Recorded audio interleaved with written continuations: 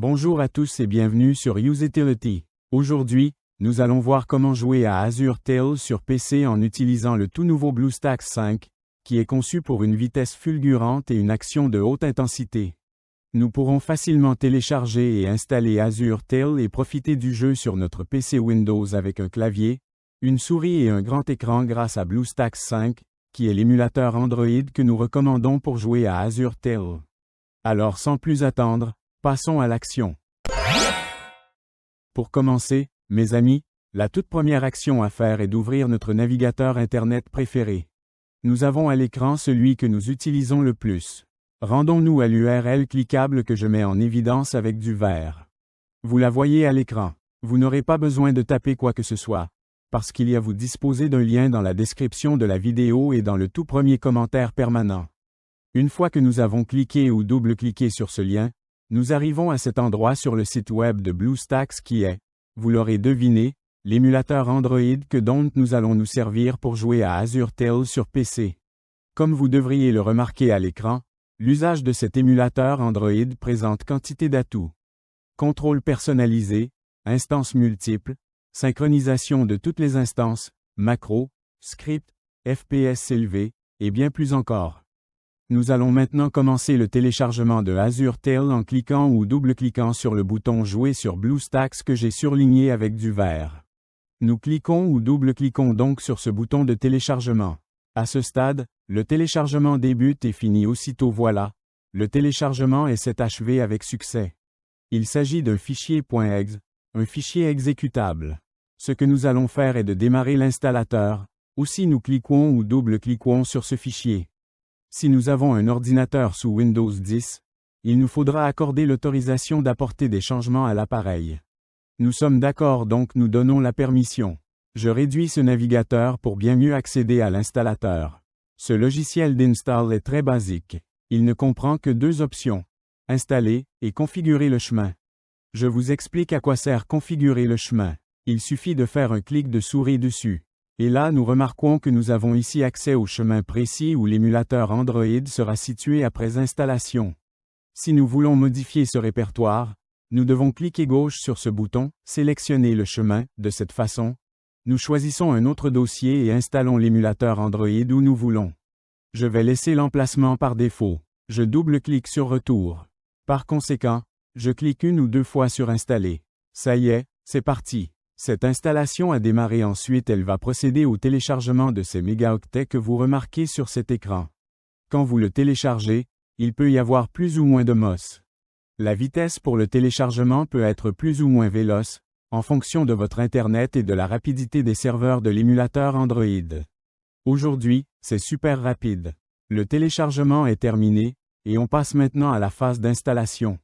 Avec BlueStacks 5, vous pouvez même réduire l'utilisation de la RAM en un seul clic. C'est particulièrement utile si vous rencontrez des problèmes de performance. En outre, vous pouvez activer le mode écho pour profiter d'une utilisation du CPU réduite de 87%, d'une utilisation du GPU réduite de 97% et d'un multitâche plus facile. Comme vous pouvez le constater, BlueStacks 5 est conçu pour offrir stabilité et performance lors de longues sessions de jeu. L'installation est déjà terminée pour moi. À présent, cet émulateur pour Android a démarré sans intervention de ma part. Si vous regardez avec attention, dans le bas de cet écran, vous pouvez remarquer la barre de progression qui va avancer et quand elle sera arrivée à la fin, notre émulateur Android sera lancé pour la première fois. En réalité, LCET émulateur pour Android a déjà été démarré, le voilà pour la première fois. Avant de poursuivre, comme vous pouvez le remarquer, il a créé deux icônes juste ici sur le bureau de ma machine de test. Le BlueStacks et le BlueStacks Multi-Instance. Vous verrez que l'icône BlueStacks est la seule qui nous concerne. Chaque fois que nous devrons démarrer Azure Tail sur notre PC de bureau ou PC portable, nous cliquerons à la souris sur cette icône et démarrerons l'émulateur pour Android. L'icône BlueStacks Multi-Instance vous permet de lancer plusieurs instances d'émulateurs. Et avec le nouveau gestionnaire multi-instance amélioré de BlueStacks 5 en mode écho, les joueurs peuvent exécuter plus d'instances de jeu plus rapidement et avec moins de lag. Sans plus tarder, passons à la phase suivante, qui se trouve être indispensable, à savoir l'accès au Google Play Store. Pour cela, nous devons aller ici. System Apps. Après nous cliquons avec la souris. En outre, nous allons devoir double-cliquer sur Google Play Store. Comme vous pouvez le noter, le Google Play anciennement nommé Android Market s'est lancé. Désormais, nous devons nous identifier. Dès lors que nous sommes arrivés à cet endroit, nous pouvons faire la phase suivante qui est obligatoire. Par conséquent, nous cliquons gauche sur Connexion. Désormais, il montre Checking Info. Il arrive de temps en temps que cela reste figé à ce stade et cela pour un plus ou moins long moment. Si cela vous arrive, vous devrez essayer de vous identifier dans plusieurs heures, ainsi le problème sera sûrement résolu. Désormais, il nous faut taper notre adresse mail et notre mot de passe. Cette adresse mail devra être une adresse mail Gmail et son mot de passe qui lui correspond. En outre, vous pouvez utiliser la même adresse mail que celle dont vous vous servez en ce moment pour votre compte YouTube. Aussi, je vais par conséquent saisir mes emails et mots de passe et je reviendrai ici dès que cela sera fait. Ça y est, les informations ont été saisies. Désormais Google nous souhaite la bienvenue et nous propose les conditions d'utilisation. Nous sommes OK pour donner notre accord en cliquant ou double-cliquant sur le bouton « J'accepte ». Après, il nous recommande de sauvegarder sur le cloud. Vous pouvez si vous le souhaitez laisser cette petite case cochée et ça créera une sauvegarde des données de cet appareil MUL dans G Drive. En ce qui me concerne, je ne vais pas cocher la case, mais libre à vous de la cocher. On peut cliquer juste sur J'accepte. Google Play Store anciennement appelé Android Market sera démarré par défaut et de lui-même. Afin d'installer le jeu, il nous faut aller sur le bureau de notre émulateur Android en cliquant sur l'icône mise en surbrillance en vert. Maintenant que nous avons accédé au bureau de l'émulateur Android, nous découvrons que nous avons ici le bouton Installer le jeu. Nous cliquons gauche sur ce bouton visible à l'écran. À l'écran, nous voyons notre jeu. Donc cliquons ou double-cliquons ici sur ce bouton Installer, que je mets en évidence maintenant en vert. Maintenant, l'install est sur le point de démarrer. Désormais, il va récupérer l'app du jeu et procéder à l'installation du jeu. Cela peut sembler interminable ou bien être très rapide. Cela dépendra du type de connexion Internet. Ça y est, notre install est déjà terminé. Désormais, rendons-nous sur le bureau de cet émulateur pour Android en cliquant ou double-cliquant sur le bouton que je colorie en vert, histoire de lancer Azure Tail pour la toute première fois. Nous sommes maintenant sur le bureau de cet émulateur pour Android, et nous sommes prêts à cliquer 1 ou 2 fois sur la nouvelle icône du jeu Azure Tail qui a été mise ici. Ce jeu est démarré pour la toute première fois. Fantastique! Je peux double-cliquer n'importe où sur l'écran et également aussi jouer avec le clavier. Je vous montre le niveau de volume de l'émulateur Android. C'est ici même. Nous disposons de l'icône d'un volume plus élevé et l'icône d'un volume plus bas. De la sorte, nous ne dépendrons pas du volume de notre ordinateur sous Windows pour monter le son ou diminuer l'audio de notre émulateur Android. Et là, pour apprécier au max cette expérience de jeu, nous allons basculer le jeu sur le grand écran. Pour faire cela, nous disposons de 2 possibilités. Je vous présente la toute première occasion où nous cliquons avec la souris sur cette icône que je vous indique en vert.